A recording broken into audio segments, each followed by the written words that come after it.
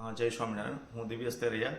આજ તારીખ 26/2/2025ના રોજ મહાશિવરાત્રિના દિવસે હું અત્યારે વિવેક સાગર સ્વામીને મળ્યો અને જે મને જે મહાપૂજાના સંકલ્પથી જે મળ્યું છે એ મેં એમને વાત કરેલ.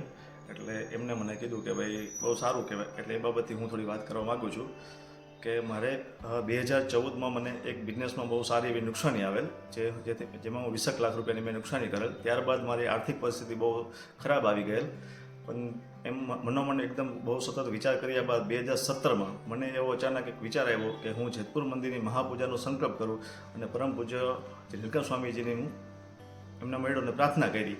એટલે એમને મને સંકલ્પ આપ્યો મહાપૂજાનો. ત્યારબાદ મને એક અચાનક એક વ્યક્તિ એવા મળ્યા કે જેને મારામાં 30 લાખ રૂપિયાનું ઇન્વેસ્ટમેન્ટ કર્યું અને મેં એક ભાગ્યોદય કન્સ્ટ્રક્શન નામની પેઢી ચાલુ કરી. કન્સ્ટ્રક્શન બિઝનેસમાં ઇન્વેસ્ટમેન્ટ કર્યા.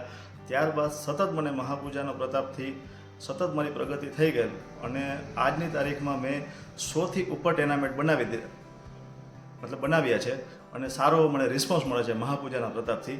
તો જેથી કરીને હું જે જેતપુર ગાદીસ્થાનનો ખૂબ આભાર માનું છું અને વિવેક સાગર સ્વામીનો પણ ખૂબ આભાર માનું છું. મારી દરેક સાઇટ ઉપર પોતે આવીને ખાતમુહૂર્ત પણ કરે છે અને મને મંદિરથી ખૂબ જ સહકાર મળ્યો છે. જેથી એમના મંદિરના આશીર્વાદથી જે કંઈ પણ આજે હું છું એ મંદિરના આશીર્વાદથી જ છું, તે પૂજ્ય ગુરુજીના આશીર્વાદથી છું, વિવેક સાગર સ્વામીના આશીર્વાદથી. જેથી કરીને હું આજે આર્થિક રીતે બહુ સારું આવું છું અને મારી અસંખ્ય તે 5થી ઉપર સાઇટો પણ ચાલે છે અને સારો એવો મને ટૂંકમાં આર્થિક સહયોગ રહ્યો છે, આર્થિક આવક મને થઈ છે. જય સ્વામિનારાયણ.